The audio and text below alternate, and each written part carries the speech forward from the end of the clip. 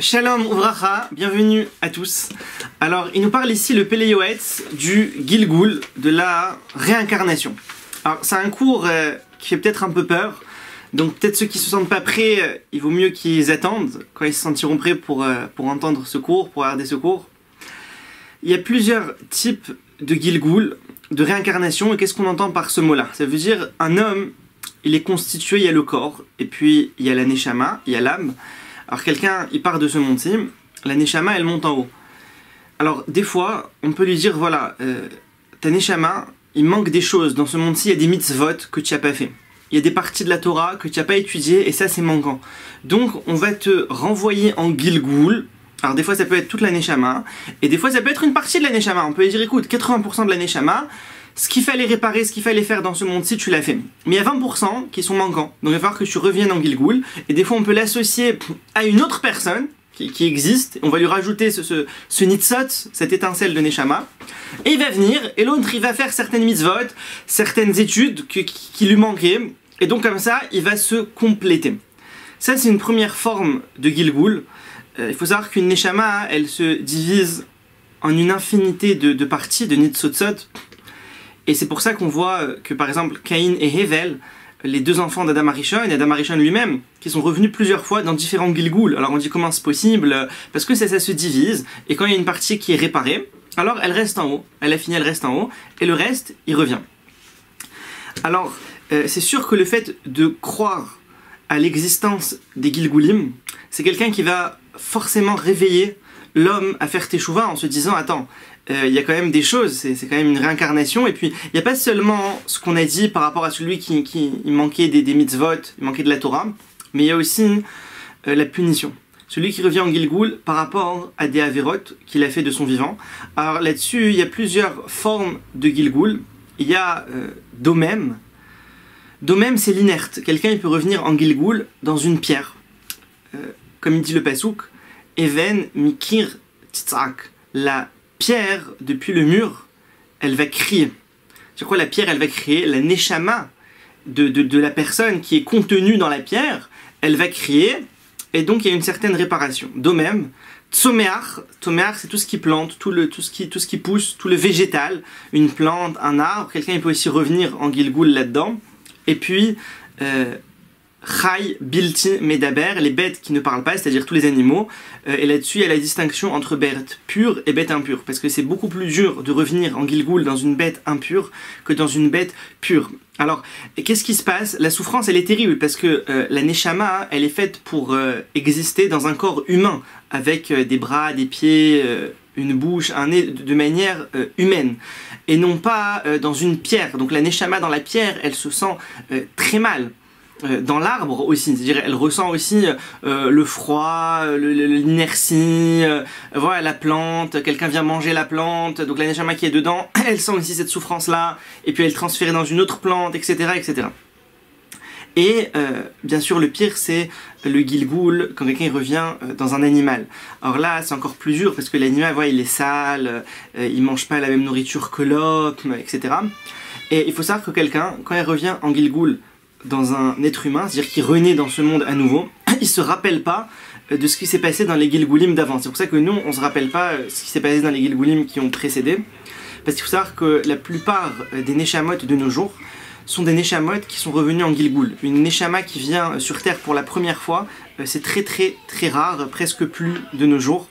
Donc il faut savoir que la plupart d'entre nous, on a déjà existé en Gilgul, et quand quelqu'un il revient en Gilgul dans une bête, donc il y a toute la souffrance de la bête, puis il y a la shrita, si la bête elle est mangée, et au moment où elle va être consommée par un juif, il va faire la bracha, alors il va faire la réparation de ce Gilgul. Et la même chose pour une pierre, si quelqu'un il fait une parole de Torah, et dans ce cours de Torah il y a les pierres et il y a les murs, tout ce qu'il y a autour, et ben le fait qu'il y ait des paroles de Torah, ça va leur donner une certaine réparation, et ça va leur permettre de monter. Il faut savoir que le Gilgul, c'est une punition plus dure que le Gehinom. Ça veut dire quelqu'un, avant d'arriver au Gehinom, il passe d'abord par le Gilgul s'il a besoin. S'il a besoin, d'abord, il va se nettoyer avec les Gilgulim, les différents Gilgulim qu'il va passer, et puis après, il arrivera au Gehinom. C'est-à-dire, on se rend compte que c'est quelque chose de terrible. On te dit le Gilgul, c'est pire que le Gehinom. Alors, il dit même des avérotes qui semblent malheureusement simples, comme le Lachon Hara. Vaikra la novar, la rachetevot lachon hara. Et il nous dit ici que celui qui parle de Lachon Hara peut revenir en Gilgul dans un chien qui aboie. Le fait que le chien il aboie, comme celui qui a dit du Lachon Hara, c'était avec la parole. Ou celui qui regarde des femmes qui sont interdites, revient dans un Gilgul de certains oiseaux. Et ainsi de suite, il y a toutes sortes de Gilgulim par rapport à toutes sortes de Avera, en particulier Rabbeinu Arizal, c'est lui qui a dévoilé principalement qui revient en Gilgul, sous quelle forme, par rapport à quelle Avera. Alors il faut savoir que quelqu'un, quand il est en Gilgul dans une pierre, alors pour passer après dans un Gilgul dans une plante, puis après dans une bête, et puis après peut-être revenir en tant qu'homme, alors tous les 3 mois, il y a des passages qui se font. C'est-à-dire quelqu'un il ne peut pas passer, il y a des périodes dans l'année, 3 mois, pour passer d'un état à l'autre. Alors, il nous dit ici, le Péléoët, toujours, que lorsque quelqu'un il est en Gilgul, donc dans une pierre, ou dans une plante, ou dans une bête, il se rappelle parfaitement de sa vie en tant qu'homme. Et donc il se rappelle, il disait j'étais un homme, j'habitais à tel endroit, j'avais de l'honneur, j'avais du respect, je m'exprimais. Et voilà que là je me retrouve, je suis une pierre, je suis une plante, je suis un arbre, un poisson, ça peut être aussi dans les poissons. Et ça c'est une souffrance terrible, Quelqu'un il se dit moi j'étais un homme, maintenant je suis un poisson, maintenant je suis un truc, je suis une plante. Et ça c'est vraiment une souffrance terrible. Vacharito et Naval, Venafshon Alav Teval, et bien sûr la Neshama, elle en souffre beaucoup, et c'est bien sûr une expiation, une réparation par rapport au Averot. C'est pour ça, les Mechash, Bae Shema Gilgul Sheavar, Irbatum Ave Hashama Varlav, Mutal Letaken. Alors il faut savoir, maintenant qu'on a compris qu'il y a cette notion-là de Gilgul, de réincarnation, que peut-être que nous, dans notre vécu d'avant, alors on a malheureusement fauté. Donc quelqu'un il peut se dire écoute moi je suis tzaddik, voilà, depuis que je suis jeune je suis tzaddik, il n'y a aucun problème. Mais il faut savoir que peut-être que dans le Gilgul d'avant il y a eu des problèmes. Et donc il doit réparer. C'est pour ça que quelqu'un il doit toujours craindre, toujours faire teshuva. Et c'est pour ça que dans le vidouille, dans les teshuva, on inclut toutes les avérotes, même les avérotes les plus graves. Quelqu'un, un homme qui est parti avec un autre homme, il dit mais moi ça m'est jamais arrivé, c'est des choses, qui est-ce qui fait ça? Et pourtant dans le vidouille, il y a certains vidouilles où c'est ramené, c'est peut-être que dans le Gilgul d'avant. Et des avérotes comme ça qui peuvent paraître lointaines. Et pourtant, quelqu'un, il doit craindre. Alors, bien qu'on ne sache pas quel était notre Gilgul, qui on était dans le passé, il y a une chose au moins qu'on peut savoir. Et c'est ce qu'il dit le Zohar dans Bereshit, Daf Tzadik Bet, concernant la mitzvah du Yiboum. Alors, vous savez, le Yiboum, c'est un homme qui s'est marié, il n'a pas eu d'enfant, et il est mort. Et il avait un frère, au moins un frère. Et donc ce frère-là a la mitzvah du Yiboum avec la femme de son frère qui est défunt. Et donc il va se marier avec elle.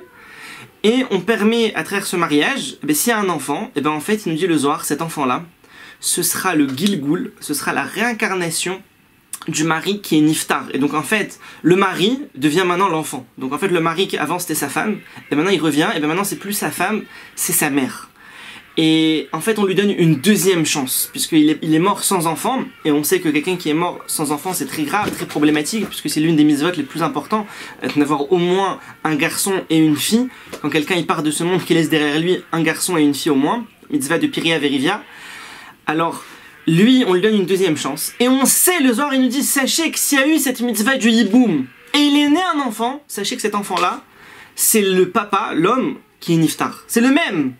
Donc là on peut lui dire, voilà, sache que dans le Gilgul d'avant, tu étais tel homme, et donc il sait qu'est-ce qui s'est passé, etc. Ça on le sait. Sur le reste, quand il y avait des grandes tzadikim, ils pouvaient dévoiler.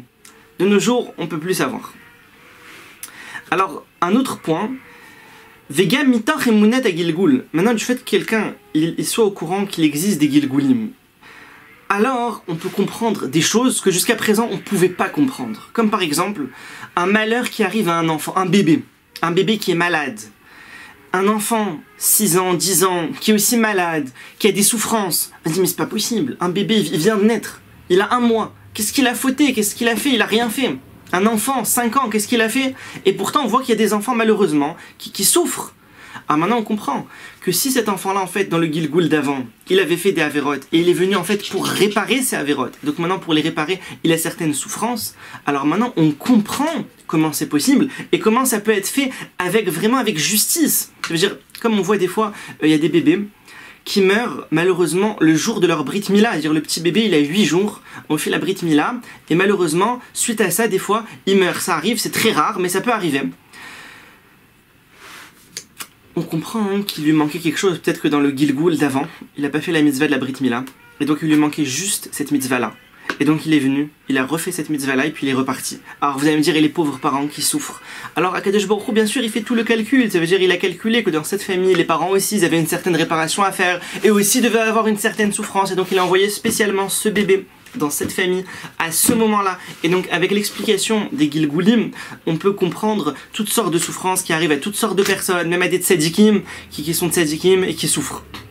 Comme par exemple l'exemple connu de Iyov. Iyov qui était tzaddik, qui plaisait à Akadosh Baruch Hu, qui faisait ce qu'Akadosh Baruch Hu demandait, qui avait la crainte d'Hachem, et pourtant on sait voilà que les pires souffrances, c'est les souffrances d'Iyov, qui a souffert des souffrances terribles, à la fois physiques et à la fois morales. Il a perdu tous ses enfants, toute sa famille, toute sa richesse, aussi son corps, toutes sortes de maladies.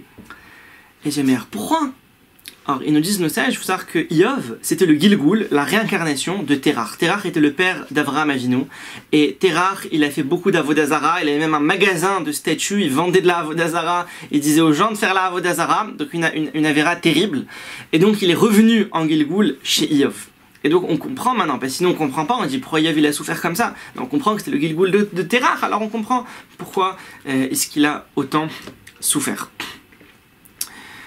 Alors, quelqu'un, il faut pas non plus se rendre fou, il faut pas non plus avoir peur, parce que la seule peur qu'il faut avoir, c'est la peur d'Akadosh Baruch Hu. Mais il faut savoir que voilà, ça existe. Et comme il y a beaucoup d'histoires, hein, d'ailleurs, il y a les gens qui font aussi de l'hypnose, hein, même chez les non-juifs, qui ramènent les gens dans leur passé. Les gens ils racontent dans le passé, j'étais telle personne, je vivais à tel endroit. Ouais, c'est des choses que même les non-juifs, ils ont au final découvert. Ouais, nous, on le sait avec la Torah depuis très longtemps. Et on sait un peu comment ça marche aussi. Donc il ne faut pas avoir peur. Par contre, il faut se dire, voilà, tant que je suis vivant, je fais un maximum pour compléter les mitzvot, pour faire un maximum de mitzvot, un maximum d'études, et nettoyer les avérotes, faire teshuva. Comme ça, après 120 ans, j'arriverai, j'aurai pas de problème. Tevorechou, Mika Elion, soyez bénis de la bouche d'Hachem. À bientôt.